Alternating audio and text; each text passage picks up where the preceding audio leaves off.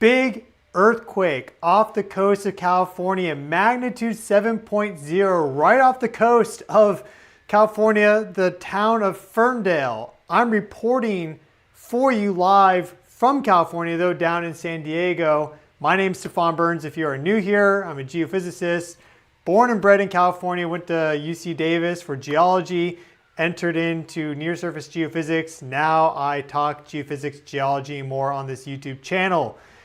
My dad messaged me just minutes after this earthquake occurred because he actually received a phone alert for it. And so jumped on this as fast as I could. A tsunami warning has been issued for this magnitude 7.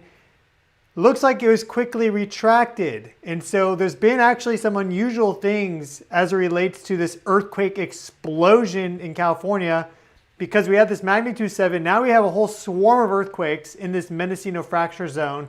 We also had a magnitude 5.8 just south of Clear Lake in Cobb, also magnitude 4, but USGS quickly revised that magnitude 5.8 earthquake down to a magnitude 1. So perhaps they got their data confused because it overlapped with this, but other agencies that are very prestigious like SAGE and the NSF, they are still reporting that as a magnitude 5.8. So we'll look at the waveform data, the raw seismic data, and we'll also discuss just where's next. This is the biggest earthquake that California's had in 5 years. Once you get over magnitude 7, that's a big earthquake. So going from magnitude 6 to 7 is a big jump, about 34 times more energy released. We'll look at the actual energetic amounts for this earthquake in terms of like Hiroshima bombs and things of that nature. We're going to go over a lot in this live stream. If you have a question, please save it till the end. If you make it that far, I hope you do. I will answer it live for you. And we're also going to talk about just the highest risk zone in California at this moment in time. Where is next? That could be any time. The Hayward Fault, though, is definitely one that a lot of California geologists and geophysicists and seismologists are looking at very closely. We'll look at the earthquake hazards map for the entire western half of the United States and zone in on the Bay Area to look at the reoccurrence interval for powerful earthquakes on the Hayward Fault. The reason why the Hayward Fault is such a zone of interest is because it's so densely populated there.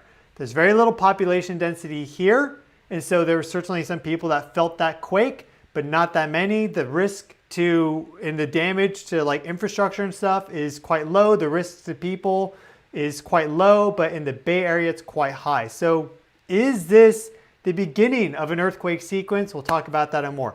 This is our magnitude 7.0. We have this on Google Earth. That is the epicenter today. Just want to quickly show you the location of the last most powerful earthquake, which is the magnitude 7.1 Ridgequest earthquake. That was a whole sequence. That was on July 5th, 2019. So along part of the Garlock Fault, more interior. This is off the coast on the San Andreas, right where it basically terminates and becomes part of this Mendocino fracture zone right here. Then you get the Cascadia subduction zone. And so people are also looking to the north. Is that going to perhaps trigger some sort of rupture along the Cascadia rupture zone?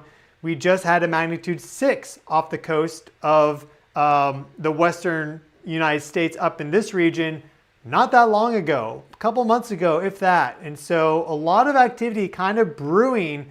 This is the biggest though in 5 years. Let's look at our more detailed map from the NSF SAGE website. And so we see our magnitude 7.1 Ferndale earthquake there. Hi everyone, I see you all in the chat. Welcome to the live stream. And we are going to zoom in on this because you'll notice that there has been a flurry of other earthquakes that have occurred in this zone since that magnitude 7. And the probabilities with an earthquake typically is that you have a 5% chance that an earthquake is actually a foreshock to a stronger earthquake. And if that is the case, if this is a foreshock as a magnitude 7, then the main shock that would come later would be about a magnitude 8, because typically it's about 1 magnitude greater. Doesn't hold every single time. This is not a 100% truth, and that 5% figure is across a wide average of earthquakes. But just in general, if you have a strong earthquake, there's about 5% chance it's actually a foreshock before the main shock. And then when you have a big earthquake, typically you will have aftershocks that descend down, and the strongest aftershock will be 1 magnitude less. So we have this magnitude 7. We can expect a magnitude 6 earthquake to rupture in this area over the next 48 hours or so. Sometimes that energy gets released as multiple lower magnitude earthquakes. So let's say a whole bunch of magnitude 5.5s, but we already see this earthquake swarm starting. Now, if we zoom in over here, we have our Clear Lake earthquakes. There's been an earthquake swarm in Cobb, California. This is the geyser, so there's always activity here. And they reported a magnitude 5.8 initially, then they revised that down to a magnitude 1, USGS did.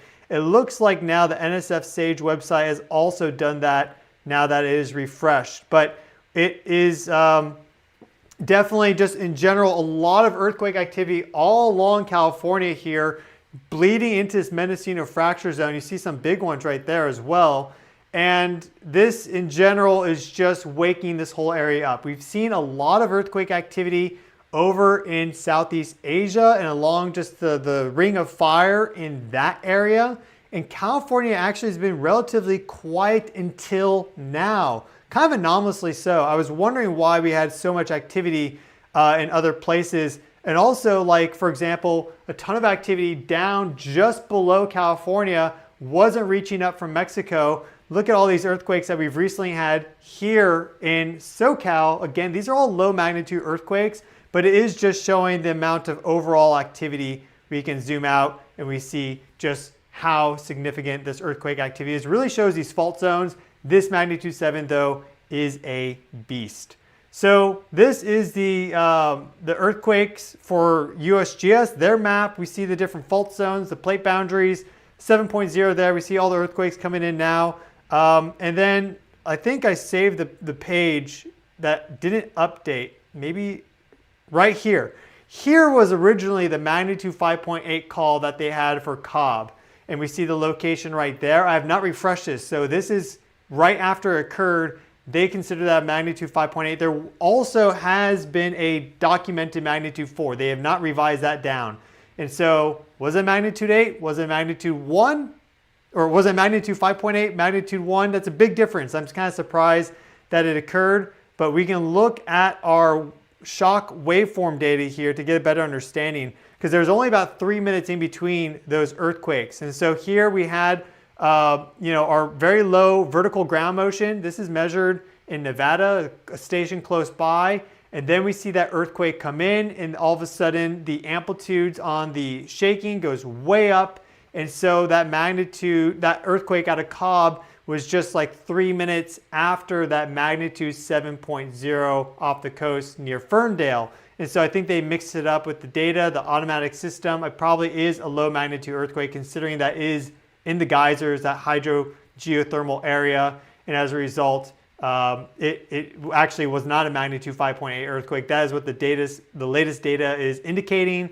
But in general, with that magnitude 4 there as well, there is quite a lot of activity right now in California, and that is part of the whole fault system. So here we have our waveform data. We see our initial like P wave, and then we get our main surface waves here. You get P waves and S waves come in, then surface waves, and there's a long tail to that. So even here, all this right there showing elevated ground motion as compared to before, which got effectively condensed down to a flat line, whereas this is quiet conditions right there. So very significant earthquake, magnitude 7, strongest in 5 years since July 5th of 2019.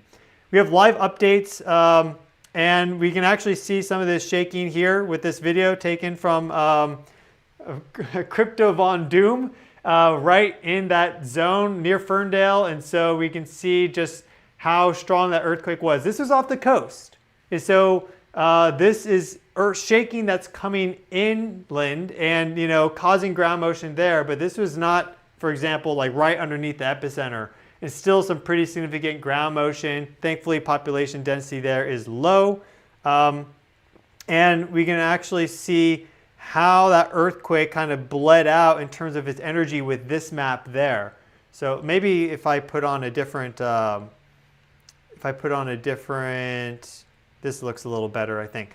So here we have our epicenter, and then we see how the energy is bleeding out and really almost kind of like pushing up against the coast of California. This is the San Andreas Fault that ruptured, though it's right on that part where it juts over. And so this is the biggest San Andreas Fault earthquake that we've had in a while, more than 5 years, because that Ridgequest earthquake was back in 2019.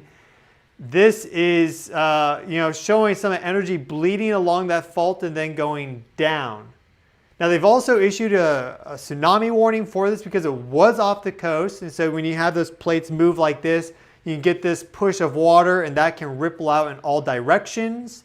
The tsunami warning would be more significant for, the folks over there across the Pacific, but you would get some go down if it did trigger a tsunami. And so that was originally reported for the Bay, for this area, for the Bay Area, all the way down to Santa Cruz, which I would have to adjust this map here to show, all the way down to Santa Cruz and Monterey Bay, but it looks like that has been lifted. And that's why there's some confusion with all this.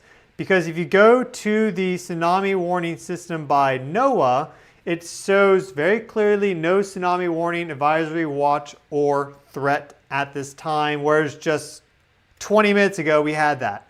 And so these things are very dynamic, these earthquakes. We had the magnitude 7, that 5.8 in Cobb, but maybe actually magnitude 1.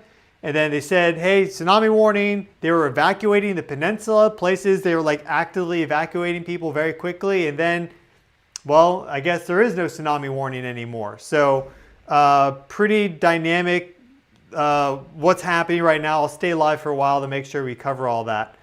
And then I also want to show you the relative strength of this earthquake using Omni calculators. So we have a magnitude 7 earthquake here, and let's go like this. We have a magnitude 7 earthquake. This is about 2 billion megajoules of energy released, equivalent to 475,000 tons of TNT, equivalent to 32 Hiroshima bombs, 24 Nagasaki bombs, but you can see it's quite small compared to the strongest nuclear bomb or test that's ever been conducted, but still really a tremendous amount of energy released by this earthquake, and that could even get bigger if this does fall into that 5% foreshock probability bucket. Unlikely. We've seen earthquakes like this off the coast of Ferndale. I have that data. Let's give it a look. And that should be, where did I put that? Here is our historic data for California going back, actually for basically the entire Western US. Let me position this map over for this, like this for you guys. This is going all the way back to 1960. And so we see our recent earthquakes here. That is our 7.0 Ferndale earthquake today. You'll notice that for 1960 up to this moment, the strongest earthquake is a 7.3. So this is right up there. We had some, I also included a little bit of Mexico down there. So this whole zone can get magnitude 7 earthquakes. That's not impossible. But we have to go down here to 2019 to get our magnitude 7.1 Ridgecrest earthquake sequence. That shows up right there. And then there's some other big earthquakes going back in the past. We look at this one right here, 7.2, right off the coast of Eureka, 1980 nearby in this whole fracture zone. You see some of those faults emanating out from the continental interior. And then we also have some other Ferndale earthquakes. For example, 1994, a 7.1 right there, almost in the same location. You can just look at this zone right here to really see it. And this is magnitude 6 earthquakes or greater. I think it's, or maybe it's magnitude 5 earthquakes and greater. Let me click this guy right there. Yeah, magnitude 5 earthquakes and greater. And so the big dots are for all the magnitude 6s and 7s, and you do see a whole bunch clustered in the zone. So it's not like this has never happened before, but still very much quite unexpected. We have, for example, right there, magnitude 7.2, 1992. And this earthquake today is the next in this lineage of earthquakes right in this fracture zone as the San Andreas kind of starts to bleed off into this greater zone of seismic unrest. And if we go to the north, we have Washington here, and then we get our Cascadia subduction zone. You can see really how we get a strong clustering of earthquakes since 1960 off the coast of Vancouver Island. A relative deficit here, and then quite a lot in this zone right there. So this is the Cascadia subduction zone there. This is what a lot of people worry about. No really big earthquakes off the coast there since 1960, but it has the potential to host that. And we see also earthquakes along in more the interior of the United States for 1960, a whole bunch down here in SoCal. We see a good amount in the Bay Area, but none of them over magnitude 7. I just clicked on the 6.9 Loma Prieta earthquake, 1989. We actually detected pre-earthquake signals for that in the Santa Cruz Mountains. They did a survey, they put out some magnetometers and some different instrumentation in the Santa Cruz Mountains just miles away from the epicenter fortuitously before that earthquake ruptured, about a week or two before, and they started noticing these anomalous swings in the magnetic field. And then that earthquake occurred and everyone was kind of shocked. And so we know that there are these electromagnetic effects from earthquakes. We talked about the strength of it. You know, this earthquake right now today, Ferndale, magnitude 7, is something like, you know, as we said, 50 Hiroshima bombs, close to that. Tremendous amount of energy being released. And so really the question is, how much energy is stored in these faults? Are they close to their critical stress thresholds? And what is going to tip it over? Because under quiet conditions, something can be near a critical stress, but not rupture. But then if you get some outside influence, like, for example, loading of energy from solar maximum into the Earth, that can then cause things to rupture. And we often see these strong earthquakes start during the descending phase of a solar cycle and then also during solar minimum after all that solar energy loading. So the fact that we had a magnitude 7 earthquake in California during solar maximum when the energy is still being loaded in is quite significant. We have had a little bit of a reduction in solar activity. I can actually show you that really quickly. That's the other thing I talk about a lot on this channel. If you are new here, if you are, welcome.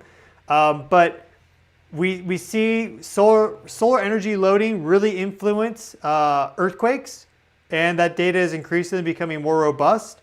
And then we see during quiet periods this release of that energy. And so here we have our 7-day X-ray flux, and we see that we've had this pretty quiet zone until just the past 48 hours with some M-class flares popping off.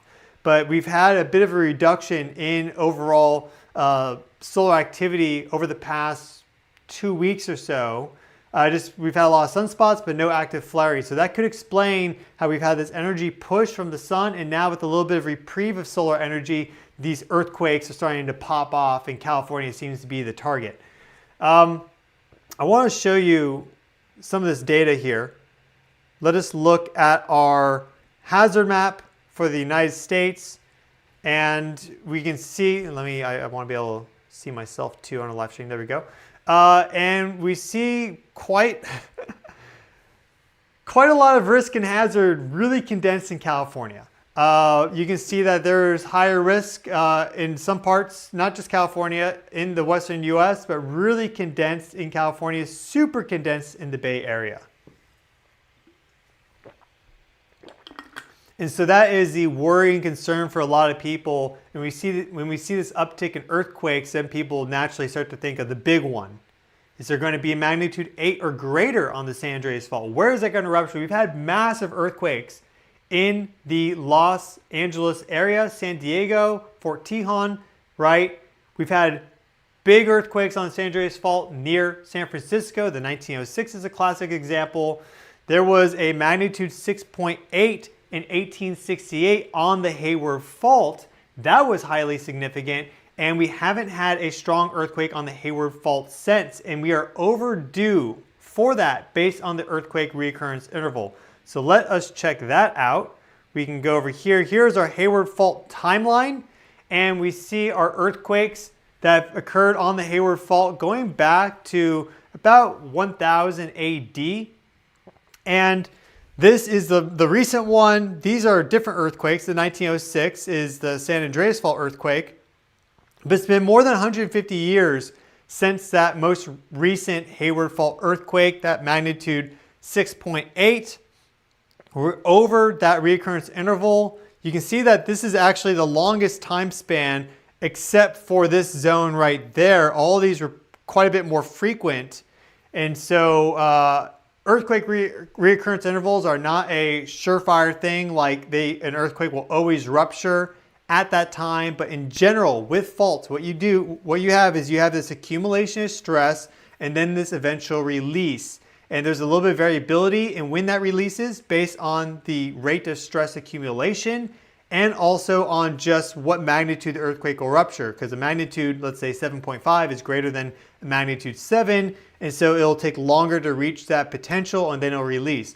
But for California, this is all recent geologic history, that rate of stress accumulation due to the movement of the North American and Pacific plates doesn't really change that much. And so that stress is accumulating at a fairly regular clip. I mean, on geologic time, this is nothing, right? So there's very little variability with that on this time span. And so when you have this greater and greater and greater time in between earthquakes, that is very likely to manifest as a stronger earthquake because it's just had more stress to accumulate. And that's not 100% guarantee that it will be stronger. You could have a slightly weaker earthquake and then there's still more latent stress on that fault in general, but that is kind of the correlation there. And so here we see 142 years in between this one, 97, 153, 158, 183. We are in that high category right now. So very, very significant. And this is all driven in many ways by electromagnetic effects in the earth. And so you have this stress accumulation that's building up. And this generates telluric currents that can then propagate out from that area of stress. And when you have this stress, you're actually placing like stress on the molecular bonds. Most of the stress is concentrated in a fault along a fault zone, a very thin zone where you have these minerals that are more, they accommodate the stress. And so you could have, for example, sedimentary rocks, and then it kind of gets metamorphosed and you get like these micas and these sort of minerals that they change their mineral structure as a result. And that, as that stress accumulates, you're actually placing stress on those molecular bonds. And when you get the earthquake, that will then rupture and break and you release a whole bunch of energy. A whole bunch of electrons will stream out from that. You get some of those effects before. And what this also is indicating is that if you have a strong electric current pass over a fault, that could then trigger that fault to rupture because it overloads the molecular bonds. This is this is new research. We need to understand it a lot better, but there's a lot of evidence for that. And so when you have these stress accumulation areas, you get these electrons that propagate out. You get this positive charge to accumulate near the top, these enhanced electric fields at high latitudes. You can even get earthquake lights. So a lot of electromagnetic effects with earthquakes. If you're a regular viewer, you would know that we saw some pre-earthquake signals just about a week ago. Really crazy pre-earthquake signals, ones that you don't see often. And so this is data measured out of Tomsk, Russia. We're looking at a vertical electric field spectrogram going from 0 to 40 hertz. And what that means is that we're looking at the background energies. We just, in general, our entire reality is made up of energy and information, and in general, everything is light. All our senses, of course, are based upon light energy. And so we're measuring the light spectrum going from 0 to 40 hertz, but in this vertical field. And we're measuring the vertical electric fields, which runs from the ground surface up to the ionosphere, and you have these vibrations nested within that gradient. And so this is 0 to 40 hertz. We see our Schumann resonances here, mode 1, 2, 3, 4, natural alternating pulsed electromagnetic fields. We see these pre-earthquake signals there in our spectrogram back on November 29th. This is measured in Tomsk, Russia. I will say, typically, if you have an earthquake that is off the coast and it's under the ocean, you don't get these pre-earthquake signals because the ocean will absorb them. This is electromagnetic radiation. It gets absorbed very easily into seawater. And so I'm by no means stating that these signals that we had back on November 29th are from pre-earthquake stress from the San Andreas Fault with this magnitude 7.0 earthquake in Ferndale, but it is quite odd that we don't see these every day. Last time we saw these in a significant way was more than a year ago, back in February with the magnitude 7.8 earthquake out of Turkey, also 7.5. We saw signals like this 4 days in advance. And that was an earthquake over land, so you're more likely to see that. But we did have this huge earthquake, the strongest in a while globally now, right? Strongest in California for 5 years, strongest globally for quite some time, a couple of months or a month or two, around there. We did see this. And so very unusual signal duration there. We can actually understand these signals a little better as well. If we look at our Q factor, it's a measure of the resonance of an energy field. When you have this resonance amplification, this feedback loop that grows and grows and grows, you get higher Q factor values. And so we see this value for mode 3 at 20 hertz reach 190, mode 2 at 14 hertz reach 120, mode 4 at 26 hertz reached 48. And this corresponds with these pre-earthquake signals because you can see that's condensed right there. So this could be connected. I talked about this in this video back on November 29th. I issued an alert saying, warning, pre-earthquake signals seen, could be a big earthquake. I made just, I said it was by no means conclusive. By no means, I said that first thing in the video. And I zoned that area into Eurasia, but this is the biggest earthquake that we've had since we saw that. So just wanted to bring that to your attention. Let us look back at our earthquake map, see what has happened, and then we'll take some questions and we will go from there. We do have also some live updates on this. Let's see what those are before we do that. Oh, we can go back here. This is the tsunami warning. Tsunami warning canceled after strong California earthquakes. So just as I reported, they updated that. No tsunami risk, but looks like there were some pretty strong waves that occurred. Also in San Diego, we had some crazy waves last night. I'm living in Pacific Beach, fairly close to the water. Been here for some time now. I've never heard the waves off on the beach from my apartment. But last night, I was just like hanging out, relaxing. I had my window open, and I actually heard the waves off the beach in my apartment. I've never heard that before. I was quite surprised by that. So that was just something that occurred last night for me in San Diego. Thought I'd mention that. I find that interesting. But here again is our interactive earthquake browser map, and it's loading. Let's see what updates we have. We can zoom in too on our main earthquake sequence here. Magnitude 4.3. Actually, we can click our earthquake. And here is kind of the timeline here. The closest 10 earthquakes shown.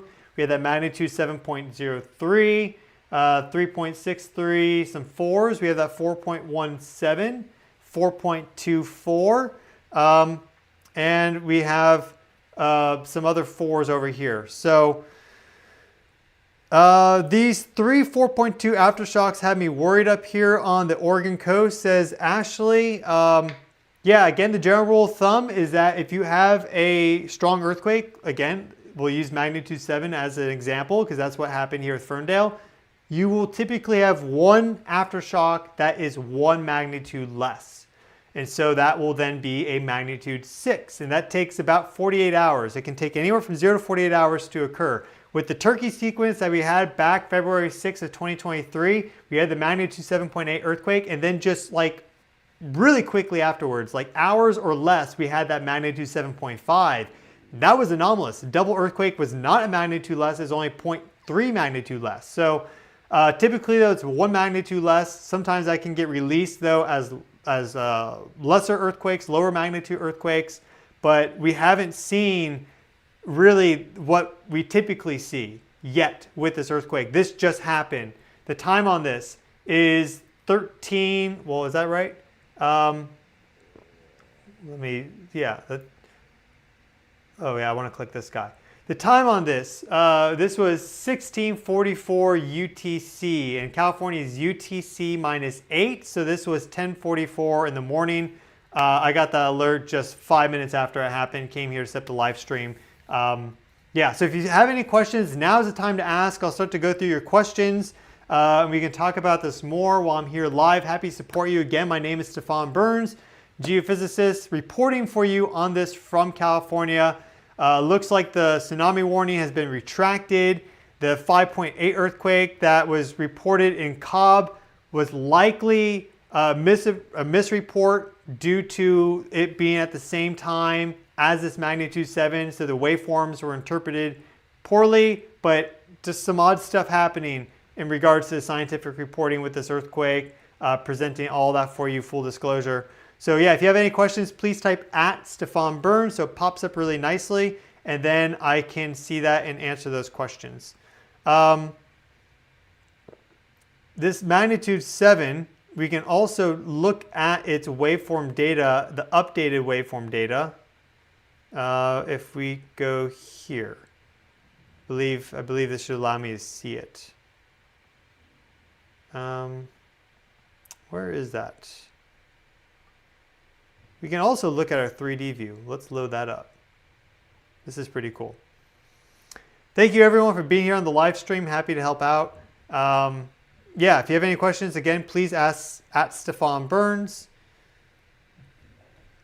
Maybe we'll have some good surfing as a result of this, some bigger waves. Again, they don't think it's no tsunami warning issued, but the waves are coming in bigger via anecdotal reports, and so perhaps we'll have some good surfing action coming up. Do you believe this is the beginning of a bit of an earthquake season as to speak? This is by NG. Thank you for the question. I would lean more towards this being a little bit of a one-off because we are at solar maximum and we have this solar energy that's loading in. Earthquake season, if we look at the larger perspective in the globe, is typically during the descending phase and the minimum phase of a solar cycle. Now that, like for example, the Ridgecrest earthquake, 7.1, that was 2019, that was solar minimum. So this is a little bizarre, it's occurring during solar maximum, but the California faults have been loaded up so much continuously and they haven't really ruptured in the way that a lot of geophysicists and seismologists have expected. And so they are, the San Andreas fault in the SF Bay area, the San Andreas fault down in the LA zone, that whole region, Central California, all of California, Hayward fault, they're all loaded up to max at this moment in time based on the reoccurrence interval. So earthquake season really could start any moment. Does this mark the beginning of it? Hard to say. I'm less inclined to think that, but I can't, we can't rule it out. And there's been research done on earthquake seasons, and some people come out with statistical analysis and everything saying that it doesn't exist, but I definitely do think there are these trends that occur with Earth energies. Everything in life is cycles, up and down, lunar rhythms, solar rhythms, everything has a cycle to it. Doesn't make any sense to me that there aren't cycles also in earthquake activity. We already see that with the solar cycle modulation. And so local cycles of earthquake activity for California also makes sense to me. Go back here to Google Earth. Now a whole bunch of questions have popped in, so let me go ahead and look at them. Why would the magnitude 7 earthquake cause the tide to be lower than usual for the time of day in Eureka? I'm not sure, we would have to look at the tide data for Eureka and see what was reported, but we do know that bigger waves are coming in. So it didn't trigger a tsunami according to official agencies. It didn't cause this big increase in the wave height, but did trigger more, we just had the earth shaking, creating more surface disturbances. So you have these seismoacoustic gravity waves that propagate out afterwards that can also influence conditions at the top, the surface of the ocean, that goes out. The tide, those wave variations are stacked on top of the tide. And so you're going to get highs and then also lows though, right? Every wave has an up and a down. So that could explain why the tide maybe seemed to go a little further out, but the tide is controlled typically by the moon. Not sure exactly. We'd have to look at the tide data. I'm not there in Eureka. So is it lower than usual? I don't know. What is the best way to get fast news of California earthquakes and tsunamis? I live on the East Coast and my son is in LA. Is there an app or website that gives the fastest news? Yeah, there is the USGS shake alert, I believe. There's also an app. So, if I even type in USGS shake alert, let's see what pops up. This is the USGS Earthquake Hazards Program. It may take some time to load. But the high earthquake risk zones, there's even an app that when the first P wave is detected, this is a compressional wave, travels the fastest of all the different seismic waves. You have shear waves, and then you have surface waves that follow behind the compressional wave. There are apps that will give you that immediate push notification alert saying, P shock detected, you have 10 seconds, something like that. And so I would research more into shake alert, and that can get you started. A simple Google search can help you out. SDO is currently offline. Do we still have access to all the usual solar data from alternate sources? Are we missing data until this comes back online? We have SUVI imagery from the GOES satellite. So you can check that out, SUVI. It's not as high quality as the SDO data, but we still are able to monitor what's happening on the sun visually with video via SVUI. You can use Helio Viewer to check that out.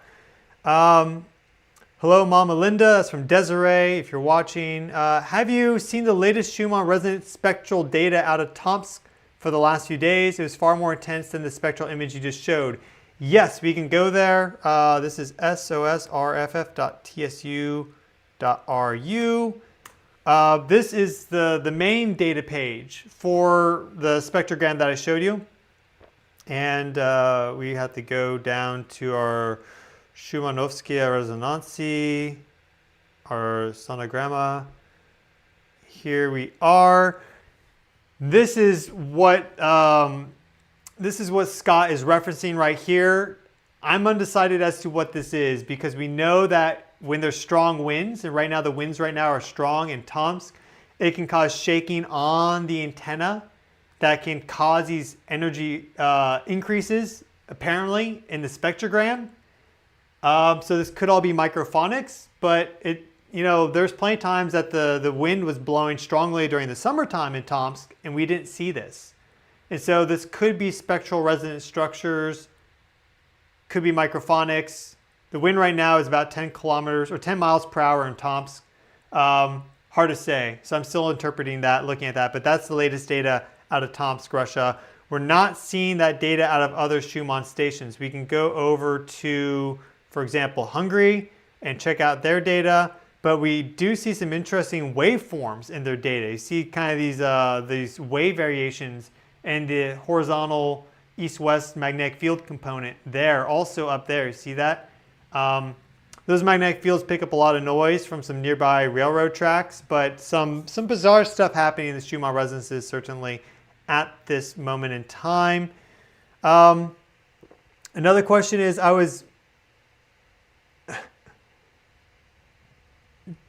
when I got the warning, okay, the entire West Coast is about to fall off the map. This is only the beginning. Yeah, that's very unlikely. I mean, we did have in the past a very powerful earthquake, Port Royal in Jamaica. That was a magnitude 7.5, caused a massive amount of subsidence. And Port Royal, this very degenerate area, sunk below the waves, like 70% of it.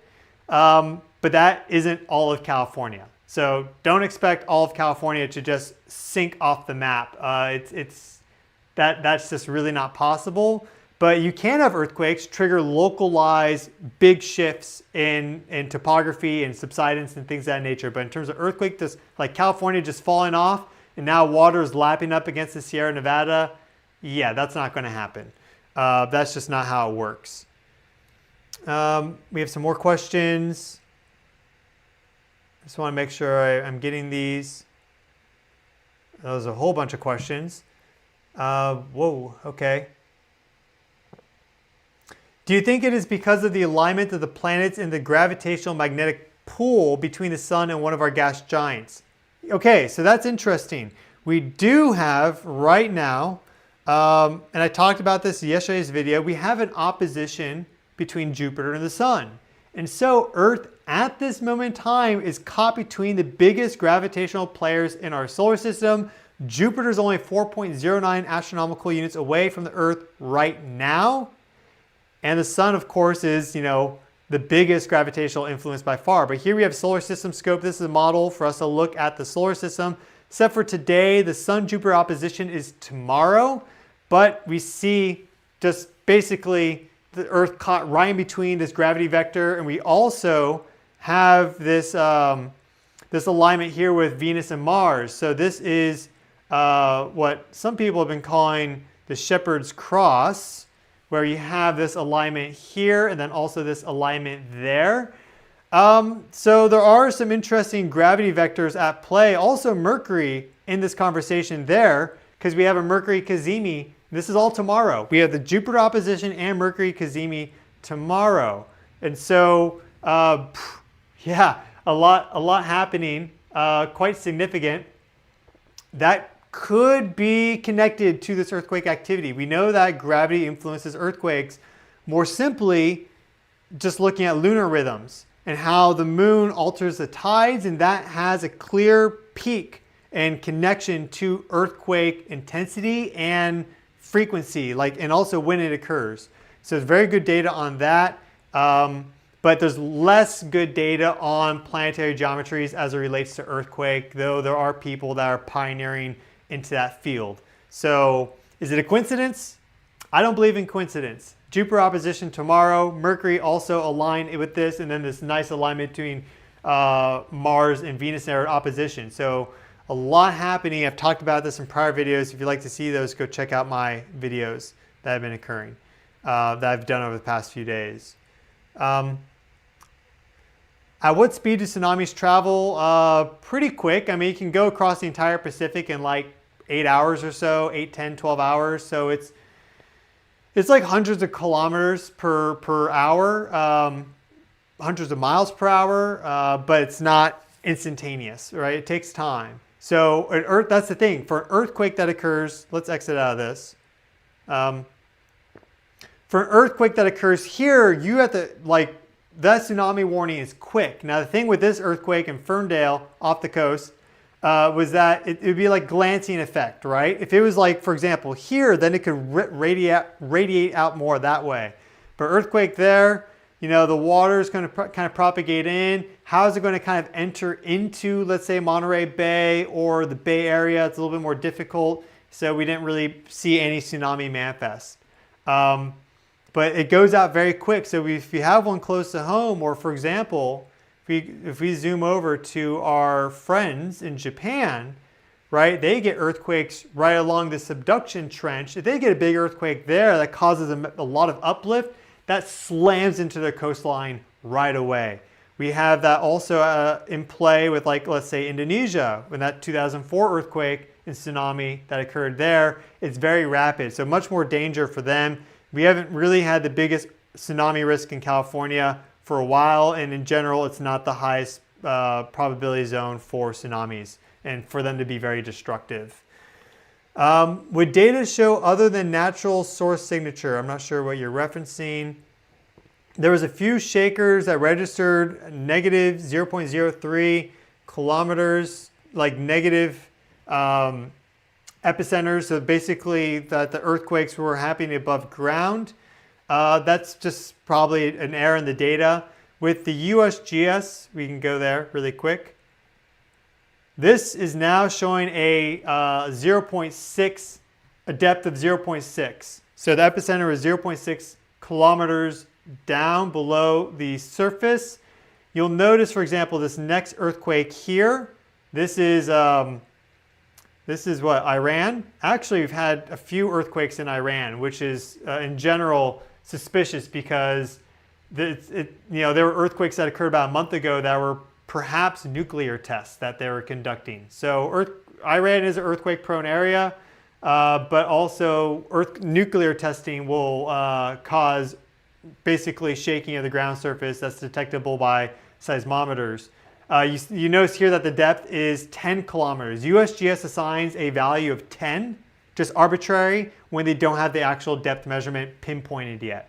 And we can go, in fact, actually to our historic data here from the USGS, and we can look at California and Nevada. Oh, why are these triangles there? Well, those are all the nuclear tests that were done back in the 70s and earlier. So magnitude 6.8 earthquake or magnitude 6.4 nuclear explosion. And so we know that nuclear testing can cause a significant amount of ground shaking, such as picked up by worldwide seismic networks. They have distinctly different waveforms though, and so it's most likely that those earthquakes out of Iran are in fact earthquakes and not nuclear tests, but if they were nuclear tests, they probably wouldn't tell you. So, no point in alarming the population. More questions.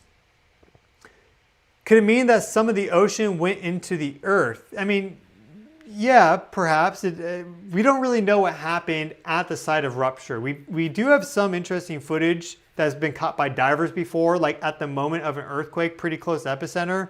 But the actual dynamics, like the movement of the ground and, a very powerful earthquake can cause a massive amount of uplift, depending on the fault dynamics. If it's like a normal fault, it can actually, it's like near vertical.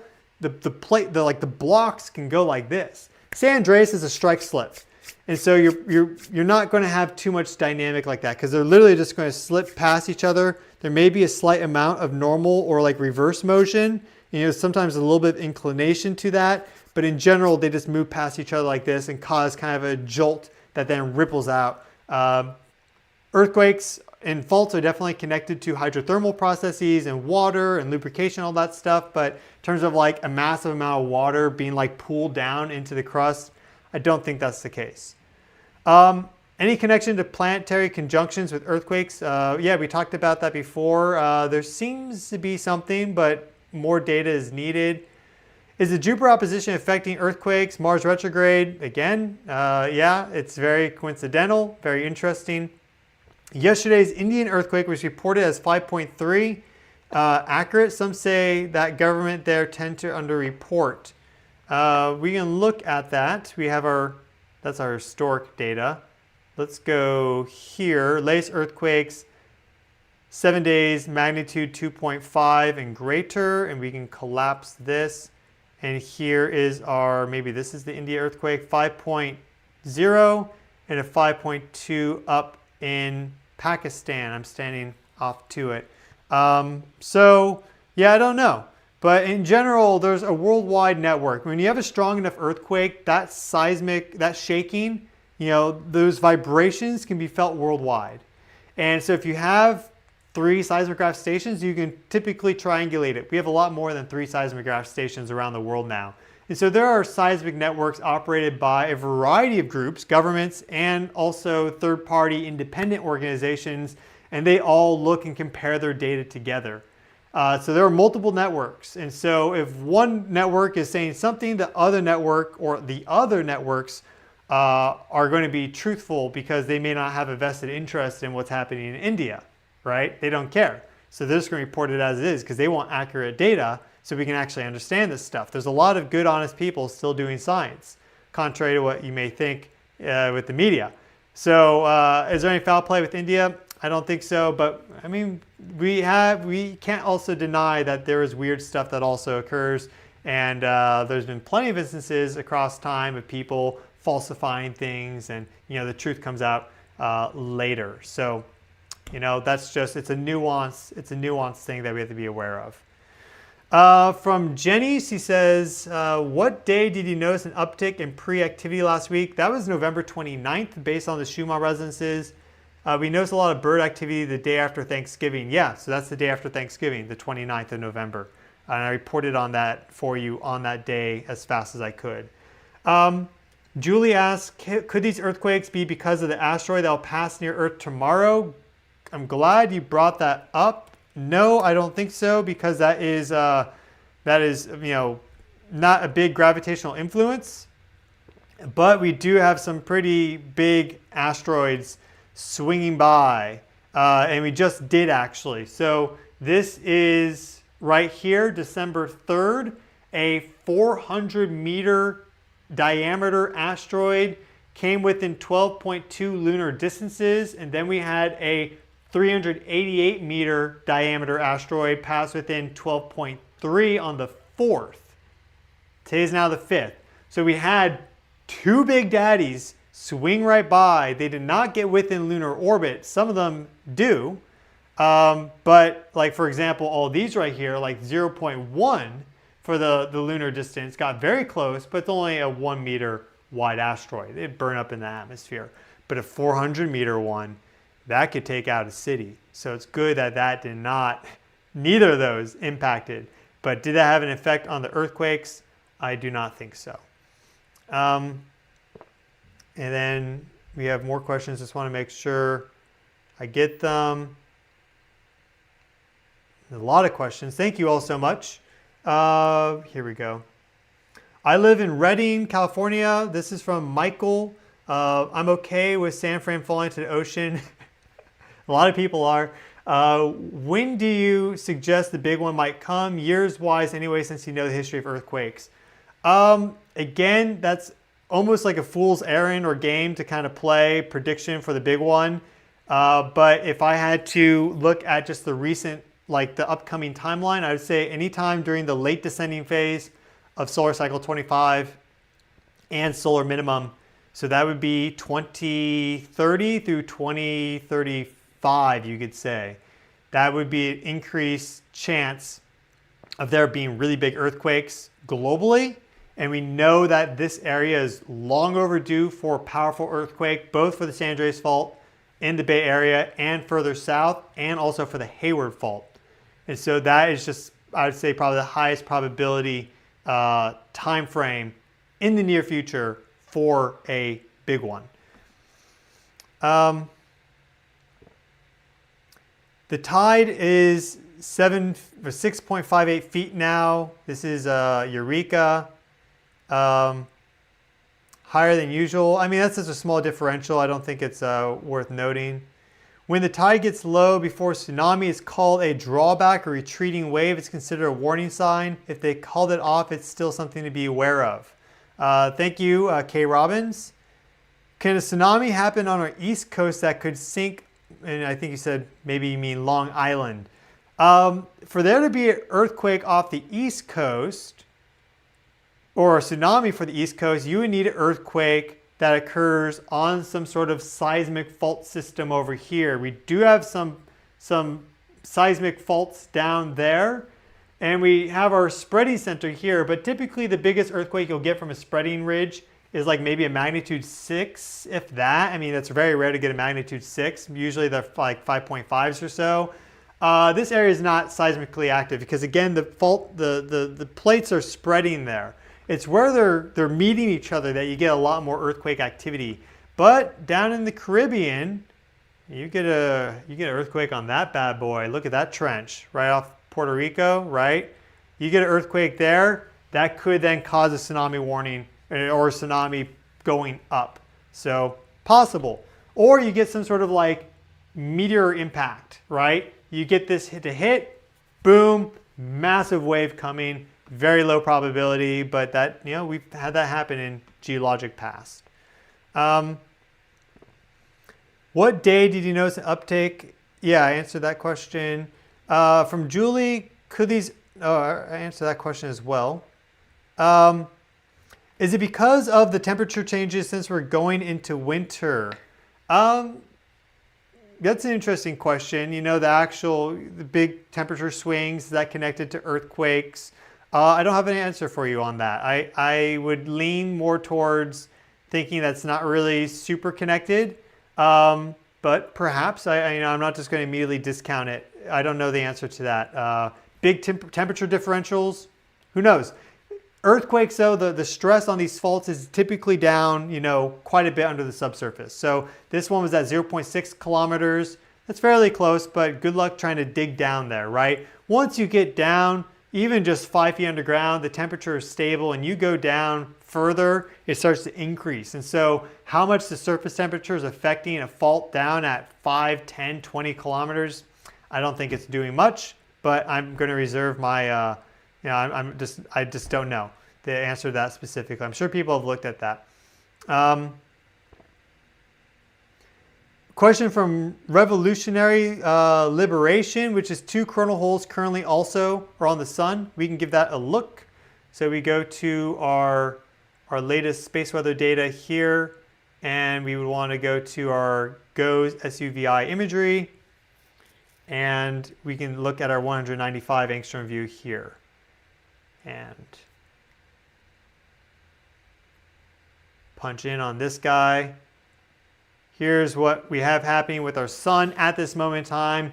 We do have some pretty big coronal holes. They are connected to earthquakes, though they have not swept past that geoeffective position. The high-speed streams that they're emitting are still propagating out in the solar wind. They have not impacted Earth yet. Typically, with the connection between coronal holes and earthquakes, we see this long loading phase, and then the earthquakes occur. So it's when we have continuous coronal holes, loading the Earth with energy for 8 weeks, 4 weeks, 6 weeks, 8 weeks, or longer, that we see these really big earthquakes, giant earthquakes.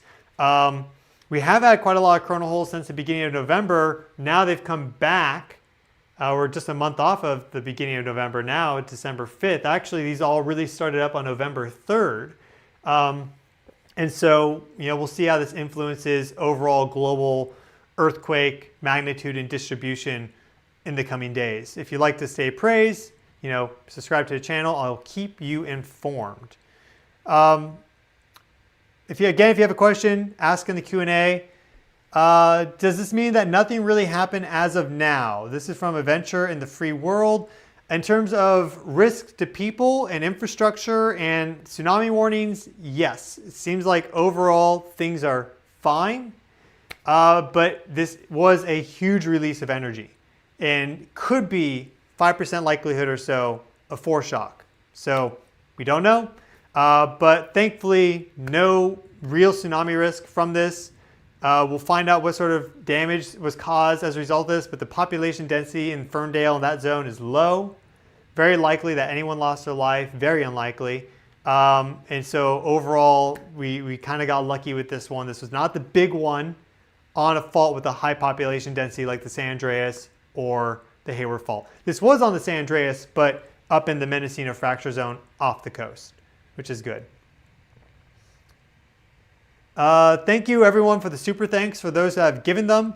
We have a question from NGC. Do you think the storms last week had anything to do with this quake and energy transfer? Yeah, so we had some big cyclone action off the coast of the western United States and Canada. That I believe I'm looking at, I want to make sure I get the right video here so I can show you that data. Really interesting.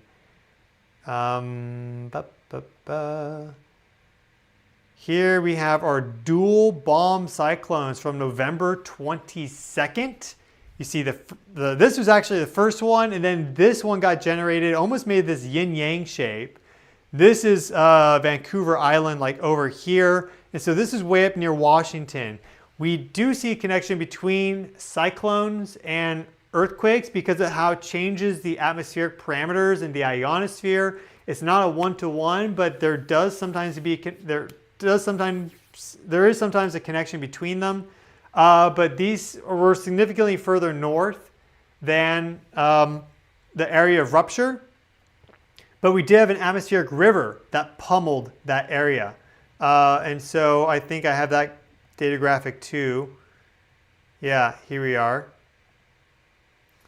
And here is that atmospheric river south of those cyclones pummeling this entire area that did get just hit by that magnitude 7. That is more likely the culprit, I would say, than the bomb cyclones. Connected system, but possible. A little bit of a delayed effect if it was, because this was November like 20th to like about the 23rd, a little bit later. You know, it ended by the time I flew in to Napa for Thanksgiving. We basically, the rain was ending, but 20 inches dropped in NorCal. This whole area just got totally pummeled with rain. I would not immediately discount the effect that that had on the fault zones there, though a lot of people may, a lot of mainstream geologists may, you know, push back on that quite a bit. I've heard that our sun could split in two. Any ideas? I don't know who's telling you that. I just don't think that's likely. I don't think we're going to see our sun split in two. But thank you so much for the super chat, Cheryl, and for being a subscriber. What would happen if Yellowstone blows? Well, we would have a massive ash cloud that falls across the United States. A lot of people would die. There'd be a lot of damage. It would be a massive setback for the United States. I mean, last time Yellowstone blew in a big eruption was like nearly 700,000 years ago. So they don't occur that often, but in the human time span, 5-10 years, it would be crazy. Most of that ash really affecting the western half of the US, and then a lot of it bleeding off into and around the East Coast. But places like Florida and New York, they would receive very little. They'd be relatively unaffected, right, by the actual, like, let's say 1,000 cubic kilometer explosion out of Yellowstone. But the entire area near Utah, Colorado, that whole zone just decimated. The ash cloud, like the thickness of the ash that would settle down would be feet, like even yards of ash. It would not be good. We do not want that to happen. Have there been any coronal mass ejections that occurred in the last few days? None that have been Earth directed. Please tell us about the Carrington event. I've discussed that before, Chris, on my channel quite a bit. And so let me show you my video that specifically goes into that.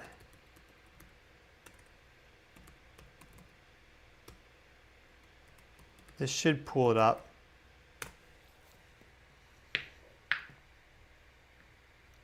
So here's my channel, and you can watch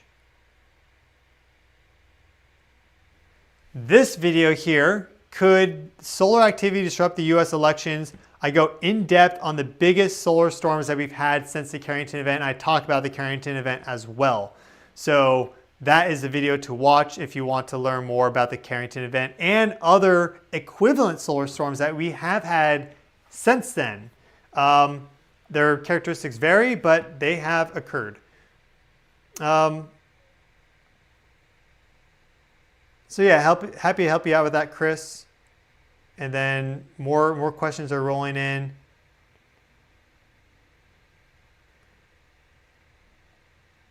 And it looks like I've answered all the questions. So thank you, Ben, for the compliment. Again, here is our latest Schumann resonance out of Tomsk, Russia. So quite crazy. Thank you, One of a Mine, for the $5, the super thanks. Thank you, John, for the super thanks. $50, amazing. God bless. Love the tea as well. Yeah, so just a quick, we'll talk about this now for a little bit because we still have a lot of people here. I don't know exactly how many people are on the live stream anymore. Let me check. We have, at this moment, 2,500 concurrent viewers. So welcome, everybody. But just FYI, I have a whole bunch of natural holistic wellness products that I make myself on my website, Wild Free Organic, and I just launched the December sale. I don't do sales that often because I already offer this at basically the best prices that I can, but we have a 12% off sale right now using the code DIVINE12, DIVINE12. And so spirituality is this awesome tea blend for helping you relax, sleep better, have better dreams, connect to these more kind of open and mystic dimensions. Also a tea blend just in general, or a coffee blend that people will love is herb coffee. This is 50% coffee, and then also has roasted chicory root, roasted dandelion root, chaga mushroom. And so this stuff is awesome. Really good for your gut, and less caffeine, but you still get that kind of morning brew effect. It's really nice. So herb coffee is something I recommend. I also am now offering on the website super optical clarity quartz crystals. And so these are completely see-through, 100% natural. You know, they're not grown or cut or polished in any way. These are awesome. This is actually a great combination to get a spirituality and a super optical clarity quartz. And if you've been feeling unbalanced energetically, then I have earthing shoes available on my website. So earthing, grounding, going outside, spending time in nature, putting your bare feet on the ground, connecting to the earth conductively is super good for your health, your wellness, your mental health, your spiritual evolution. This is all the things I talk about on my channel if you're a new viewer. The best way to do that is to go barefoot, but if you want to be grounding, earthing more often during these powerful earth energetic events, then these earthing shoes are great. These are the women's, these are the men's. They are completely natural, water buffalo sole, so it's all conductive, no rubber, copper plug at the K1 meridian, totally flat, so you can have good foot posture, improve the strength of your feet, wide toe box for natural toe splay, helps you to align your energies. These are also on the website. They are also on sale for 12% off right now, which is a rare deal, so use the code DIVINE12. Other tea products on the website as well. And I have a children's book that I wrote, so you can go check that out. That sale goes all the way till the end of December. Thank you, Miss Alpha Queen B, for the super thanks. God bless, and thank you for everyone right now being in the live stream. We have a few more questions, it seems. NG says, earthing is the most important thing I've done for my health. So glad you are on to this. Yeah, I mean, it's been something I've been personally doing now and experimenting with for more than 5 years. A lot of people do earthing. I've done like crazy earthing experiments with a tent out in Pennsylvania, even during the winter. And it's tremendous, the effects of earthing on, let's say, reducing inflammation, on just overall improving your metabolism, helping you stay like lean and healthy, improving gut health. It helps with muscle protein synthesis, reduces muscle protein breakdown. Great if you're an athlete. And really amplifies dream activity. If you're not earthing and you start to practice earthing, don't be surprised if all of a sudden you start having a huge increase in dreams and they are much more vivid and significant. That's really crazy. And what that really demonstrates is how it affects brain waves. Really optimizes your brain waves, your mental state, enhances your overall consciousness.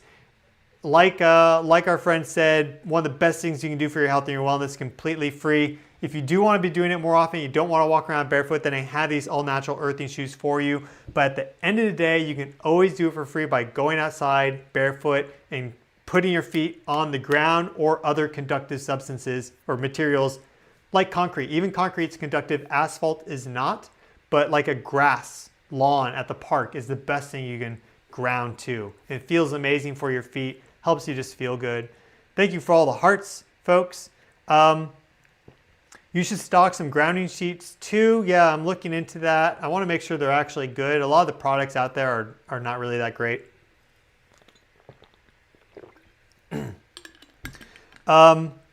The reason why we use the water buffalo for the bottom is because this is a natural material that's conductive. And so if this is rubber, it's not conductive. You're not getting the earthing effect.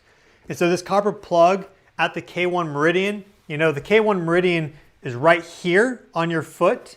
But that's only one single little location. Ideally, you're barefoot because your entire foot's conductive. You have a whole bunch of nerve endings that terminate in your foot, also with your hands, also with your lips, and your genitals. So those are the big spots where you have a lot of nerve endings. And your feet are, there's a reason for that. So to help you to connect to the earth, to be tactile so you can feel around and understand what you're stepping on. And so if you have rubber on the bottom, you're not going to be earthing. That's the big problem, is that rubber shoes were basically introduced in the 60s and they cut you off. The copper plug is helpful, but you really want the entire sole of the shoe to be conductive if you want an earthing effect. And if you don't use leather, there's no materials out there that are conductive and durable. They kind of are the opposite of each other. If you have a durable material, typically it's not conductive. That's what makes it in part durable. You can't walk around with metal on the bottom. That's just not practical. But this water buffalo leather is very durable, but also conductive, more conductive when it's wet, though you don't really want to be purposely making it wet. So looking into vegan alternatives that are still natural and conductive, but I haven't found any yet thus far, unfortunately. And we have some questions here. They're rolling in. Thank you, everyone. Just want to make sure I get them. Michael asks, you think Mount Shasta could potentially blow if we had a high enough earthquake? Also, maybe its activity could be in play with this. That's an interesting question. Reason why it's interesting is because we recently, back, I think it was in August, had a magnitude 7 earthquake, not Japan, it's further up. We had a magnitude 7 earthquake off the coast of Kamchatka that coincided exactly with the volcanic eruption just about 50 kilometers away. And then Iceland right now has had a tremendous amount of earthquake activity and also volcanic activity. That volcanic activity in Iceland on the southwest peninsula near Grindavik in the Blue Lagoon and right just south of Reykjavik, that is likely to continue for hundreds of years. The history with Icelandic eruptions is that typically the effusive ones like we have happening there right now, those will last for like 50, 100 or more years. This is where the earthquakes are happening, or the volcanic eruptions are happening in Iceland, down in this area, right in this zone here. Well, really like right in this zone here. So there is a connection between earthquakes and volcanoes. Typically it's from the movement of magma that then causes these earthquakes, but there does seem to be a bit more of a profound connection between them as well, because this earthquake that occurred with Russia was over here 50 kilometers away, but they both struck at the same time. I did an analysis on that whole sequence. We actually had some geophysical inflows of energy from a geomagnetic storm right to that location at that time. So if you'd like to learn more just about those dynamics, then you can go to my channel and the video would be somewhere in here because this is back in August, I believe. I'm not sure exactly which video it is, but well, the bigger recommendation is just watch my videos as they come out because I go over all this with time. And so it's really the best way to be learning this stuff is just to watch my videos daily. I go in depth. I actually present the data instead of just, saying something or saying, hey, this paper said this, but then, a lot of people actually misinterpret or misrepresent, the scientific research. I present it all. I go in depth for you. It was a magnitude 7 out of Russia, and so it's somewhere in here. But yeah, you can look through this. I apologize, I can't find it immediately. I have to look. I don't want to get lost on this.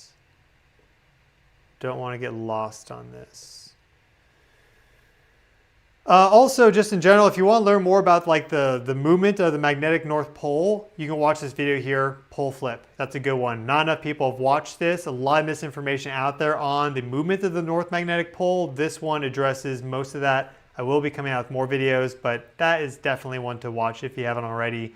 sit down and actually take notes. This is like a lecture video. It's a very good one. I highly recommend that. But as it relates to Mount Shasta, let's go back. As it relates to Mount Shasta, we can type that in to get the exact location. Here is Mount Shasta, and here is our recent Ferndale earthquake. So close by, if we take our measure tool, that's about 300 kilometers. So the Russia example was like 50 kilometers. This is 300. It was no more than 100 kilometers with that earthquake differential in the volcano on the Kamchatka Peninsula back in July, August or so. This is quite a bit more. And we've had other earthquakes that have happened here. We looked at historic data. This is a stratovolcano, and so it really just requires enough energy to build up before it explodes, but when that explodes, we'll definitely see some earthquakes as a result of that. In that area, is there a connection? Hard to say. I don't think it's the biggest connection because we just don't see that, but I'm not going to immediately discount it. I know there's a bunch of questions underneath that. Baseline on X-ray flux is creeping up. Do you think we have some X flares today or not today? Do we have X flares coming? Well, we do have new regions rotating into view. And so we can give that a look too. We have some recent images here. If we go to our gong data, this should be up to date. We have the server room got flooded in Stanford, so we don't have latest like SDO imagery, but we have our data from Gong. We have some big sunspots there. Here are the ones that are rotating in. These look pretty significant. They've been the ones causing this increase in X-ray flux and M-class flares that we've had. I think we've had 4 now. So they are definitely ones to watch. 3916, 3917. Is there X-ray, X-class flare potential from those? Of course, but I think it's probably a low probability at this moment because of their size. But who knows? You know, typically you want really big sunspots for those really big X flares, but these could be growing and they could get bigger. So we'll keep an eye on that.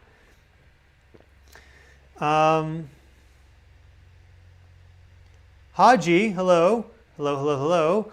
Ask, looking at the earthquake app and seeing quite a bit of aftershocks around Petrolia, California, is this normal or could it mean something more is on the way? So let's see specifically. This is right in our zone there. We can go back to our latest earthquake data. In fact, our interactive map. Let's just turn off the 3D view. Figure out how to do that. Maybe I go back. Here we go. Let's see what's been happening with this earthquake that just occurred. Oh, we have some new action here. Here we got a magnitude 6 live, folks. We got a magnitude 6 just north of it now. Oh, that's old. That is old. Okay, that was back on October 30th. That's the magnitude 6 I referenced earlier, the Cascadia magnitude 6. This is the strongest earthquake that we've had since then. So this is the magnitude 7. Okay, I'm glad we figured that out. But we are getting some aftershocks. Let's see if that is recent or not. That's not recent. That's October as well. But we go here. I thought I set this time range. Oh, okay. This is going all the way back to June. Let's just set this for December. Here we go. Yeah, so we are still waiting basically on a big aftershock, but yeah, we are getting this increase in earthquakes near Petrolia. And so it's kind of bleeding down the San Andreas Fault at this moment in time. Barbara, yes, I can ship these shoes to Germany. Anywhere in the world the shoes do ship. The tea products do not. It's just the shoes that ship internationally. There may be custom import fees, and you need to make sure you pay those fees or else the shoes get destroyed at customs. So something to be aware of. It's pretty rare for that to occur, but if you're not on top of your email, then you'll miss it. Thank you, Star Child, for the super thanks. Thank you so much. That's great. Hemp, yeah, I'm looking to replace the copper on these, or the cotton on these with hemp. But in terms of an actual hemp sole, I don't think that's possible. I don't think it's strong enough. It's still fabric. The data reported by the Hungarian Observatory seems to agree with the Tomsk data at the moment. So I don't doubt what we're seeing is from local weather, specifically the horizontal north-south frequency chart. We're talking about the Schumann resonances here. This is what's happening out of Tomsk, Russia at this moment in time. Here we have the data out of Hungary. Something to keep in mind is that this data out of Hungary, I've been to this observatory, the magnetic components always look like this because there's a lot of local interference from a rail line that's nearby. So we can actually go, for example, to our index of data, and I can pull up all the recent spectrograms for December. I can go further back too. But here we have the 1st of December there. There's the 2nd, 3rd, 4th. This north-south one always looks like that because of that local interference. They're looking at fixing that, putting those sensors in a more quiet location. I can go all the way back to, let's say, like April. Check that out. There are some variations, but in general, you get quite a bit of noise on that sensor. So it depends on what sort of activity that they're doing in the area. But yeah, it is looking a bit noisier now. They also adjust the variations on this too, like how the amplitude and everything, how it actually displays as a spectrogram. But big seemingly increase in energy out of Tomsk, Russia. This could all be microphonics induced by wind-induced vibrations on the antenna. Hard to say, but we are seeing this out of Tomsk right now. And scrolling down, I think I've caught up. I don't think there are any active questions at this moment in time. So if you have any final questions, now's the time to ask. Other than that, I think I'm going to sign off soon and get some lunch. So happy to report on this magnitude 7.0 earthquake out of Ferndale, California. I'll keep you appraised as to what happens. We are expecting an aftershock from this magnitude 6 or so. Could be less, could be stronger. 5% probability that this is a foreshock, though I don't think that's likely, but that is the statistics with earthquakes. You get a big earthquake, there's a 5% likelihood it's actually a foreshock. Typically, this foreshock and aftershock effect has about a 48-hour time window on it. So, thank you all for being here. Wishing you all well. Again, one final reminder, the web store Wild Free Organic is currently right now having a sale, 12% off using the code DIVINE12. All these holistic wellness products that I make myself and offer to you there are wonderful, fully in stock with everything. Sells out super quick, especially the spirituality. So make sure you get some of this if you've been wanting some, and you may want to pick up more than one because honestly it sells out so fast. I'm going to have to make a new batch, honestly, like just in a few days, I think. And the super optical clarity quartzes are awesome. If you want your shoes by time, like for Christmas, you have to order them now. So just FYI, this is a pretty generous sale that I'm offering for the entire month of December, so make sure you get that while you can. How was my day? Since you probably don't get asked it that much, my day so far has been pretty good. I was doing some writing, and then I had to stop my writing short once I learned about this earthquake, and I rushed here to make this happen because this is breaking news. So yeah, thank you for asking, and I'm wishing you all a great day as well. Much love, sending you lots of love and light, and just make sure you take care of yourself. We have really strong energies at this moment in time on our planet. Also, very strong energies in terms of our solar system. I discussed that in the past 2 videos. I highly recommend you give those a watch. But if we just go back here to our solar system model really quick, we'll see these really big planetary energies at this time. We have the Sun, Mercury, Earth, and Jupiter all in a line. Mercury Cazimi tomorrow. We have a Venus-Mars opposition that is also clicking into place on the 12th, but effectively is active at this moment in time. And so we already have some very significant planetary energies that are active. Jupiter opposition tomorrow, really creating the strong gravitational vector. Maybe that's a contributing factor to this magnitude 7 earthquake. I'm not afraid to explore those connections on this channel, unlike a lot of people that just deny them or discount them. This is new science, you could say, rooted in a lot of evidence and belief from hundreds of years in the past, but in 50 to 100 years, the data that we're going to have on this is going to be so much better. And a lot of people that are in the mainstream right now, I think, are going to look foolish in 50, 100 years time because they denied these influences from our solar system. This is where we are in space. We have to look at the broader perspective. I do that for you here on this channel. So again, if you are new, please subscribe. Love to see you here. Happy to support you in more ways than one. And I will see you all in the next video. So yes, everything is connected and more than we can imagine. Much love.